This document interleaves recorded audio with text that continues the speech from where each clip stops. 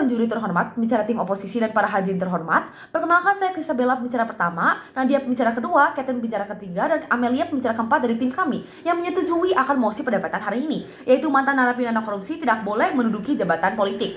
Terlebih dahulu saya akan menyampaikan latar belakang dan mendefinisikan mosi hari ini.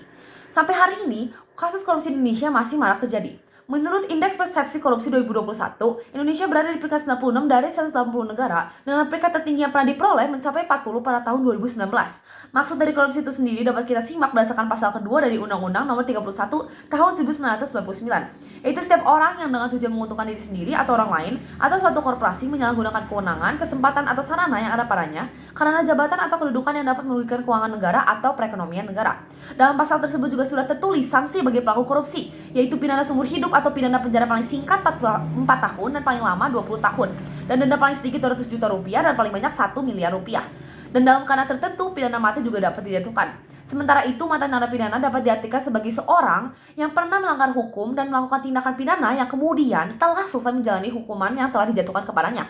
Walaupun penerapan hukum pidana koruptor di Indonesia masih dapat dikatakan sebagai ekstrim dengan adanya hukuman mati, namun mengapa masih banyak koruptor di Indonesia? Beberapa contoh adalah karena sifat ketamakan manusia, gaya hidup yang terlalu mewah, dan moral yang lemah sehingga menjadi mudah tergoda.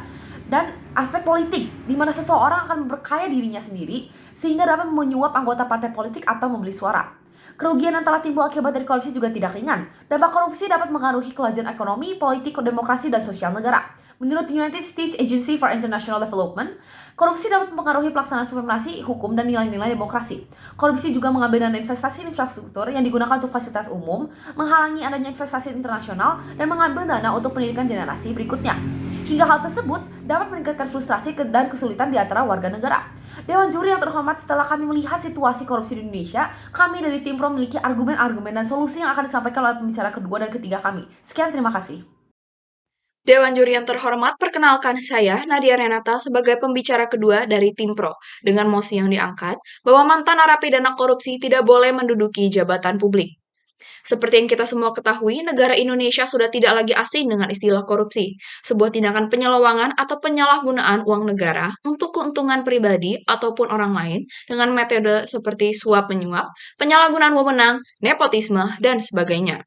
Center for International Crime Prevention atau CICP mendefinisikan korupsi sebagai misuse of public power to private gain.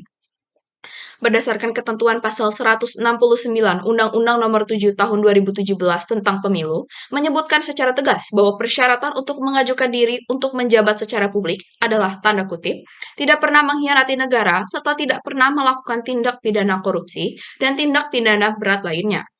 Namun persyaratan berbeda berlaku bagi calon anggota legislatif yang merupakan mantan napi korupsi. Bagi mereka mantan napi korupsi, negara telah memberikan perlakuan khusus bahwa mereka tetap diperbolehkan menjadi calon anggota dengan pengecualian, yakni secara terbuka mengaku bahwa dirinya adalah mantan koruptor, serta hak politiknya tidak dicabut berdasarkan keputusan di pengadilan. Atas pernyataan tersebut, kami nyatakan tidak setuju dengan beberapa argumen pendukung, yakni yang pertama, tidak menutup kemungkinan ex-napi melakukan pengulangan kembali tindakan korupsi.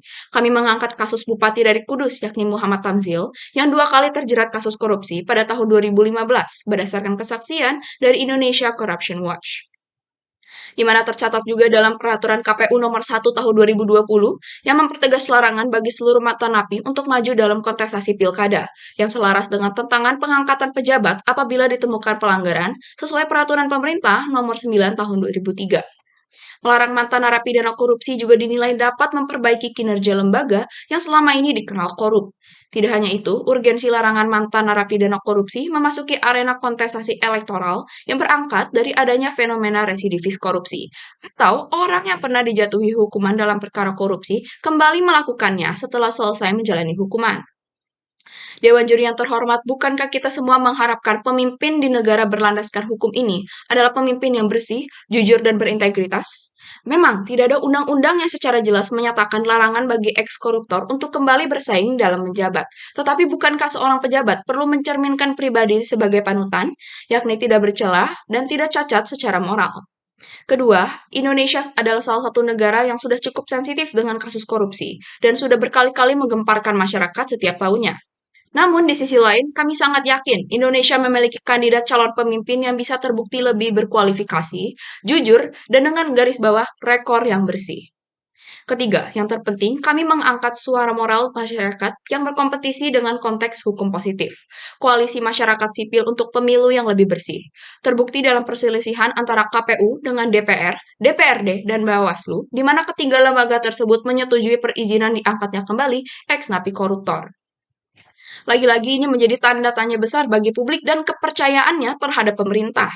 Banyak warga yang sedikitnya 67.200 menandatangani petisi dukungan bagi KPU. Sebab hal ini mengenai larangan pencalonan kembali pun sudah tercatat dalam peraturan KPU nomor 14 tahun 2018 dalam pasal 60 ayat 1 serta Undang-Undang nomor 7 tahun 2017 pasal 169. Atas perbuatan di masa lampau, bukankah perlu penanggungan konsekuensi, yakni sanksi sosial dari umum? Kepercayaan rakyat sebagai pemegang kedaulatan terbesar tidak semudah itu dibangun kembali, dan mayoritas masyarakat pun tidak dapat melakukan banyak aksi pemberontakan. Kami hanya meminta keadilan dan transparansi dalam sistem pemerintahan negara. Sekian argumen yang dapat saya sampaikan. Terima kasih. Dewan Juri yang terhormat, perkenalkan saya Catherine sebagai pembicara ketiga dari tim pro dengan mosi yang diangkat bahwa mantan narapidana korupsi tidak boleh menduduki jabatan publik. Seperti yang telah ditekankan oleh rekan saya sebelumnya bahwa kami sangat memahami dan mendukung mantan narapidana korupsi tidak boleh menduduki jabatan publik karena tindakan tersebut dapat menjadi ancaman bagi negara serta dapat membuat masyarakat berspekulasi negatif atas jalannya sistem pemerintahan. Mengapa demikian? Mari kita tilik contoh hal yang terjadi kepada negara Venezuela akibat korupsi. Salah satu faktor inflasi yang kian meroket dalam negara tersebut adalah korupsi yang merajalela oleh pemerintah Venezuela. Bahkan Venezuela dapat dinyatakan bangkrut. Kasus korupsi yang cukup mendapat perhatian adalah kasus Rafael Ramirez, selaku Menteri Perminyakan yang terdakwa dengan kasus korupsi sebesar 65 triliun rupiah. Dampak dari tindakan tersebut tentunya akan sangat merugikan bagi negara. Dewan Juri yang terhormat, bukankah tugas seseorang yang telah dipercaya untuk menduduki kursi jabatan publik seharusnya memperjuangkan kepentingan publik melalui penyelenggaraan pelayanan yang baik? Selanjutnya adalah apa yang dapat menjamin orang tersebut tidak mengulangi perbuatannya kembali. Dilansir dari artikel Indonesia Corruption Watch dan Jurnal Legislasi Indonesia tahun 2018, tampaknya memasukkan koruptor ke penjara bukan merupakan cara yang menjerahkan karena narapidana korupsi dapat membayar sejumlah uang untuk mendapat fasilitas yang seharusnya tidak diperkenankan, bahkan dapat mengurangi masa tahanan. Maka dari itu, selain mendapat hukuman, seorang narapidana korupsi juga seharusnya mendapatkan sanksi moral. Dewan Juri yang terhormat, orang yang menduduki jabatan publik seharusnya dapat dijadikan contoh yang baik untuk masyarakat. Jika mereka memberikan contoh yang buruk, bagaimana nasib masyarakat bahkan negara lain yang akan beranggapan bahwa meskipun memiliki catatan kriminalitas, orang tersebut masih diberikan kesempatan untuk menduduki jabatan publik. Berdasarkan World Population Prospects tahun 2022, saat ini Indonesia merupakan negara dengan penduduk terbanyak peringkat 4 di dunia, yang berarti Indonesia memiliki sumber daya manusia yang berlimpah. Maka dari itu, dengan populasi kurang lebih 275 juta jiwa, kami yakin bahwa Indonesia pasti memiliki kandidat lain yang lebih bermutu dan bersih. Selain itu, kita juga dapat memberikan kesempatan bagi yang lainnya untuk memimpin dan melayani masyarakat dengan lebih baik.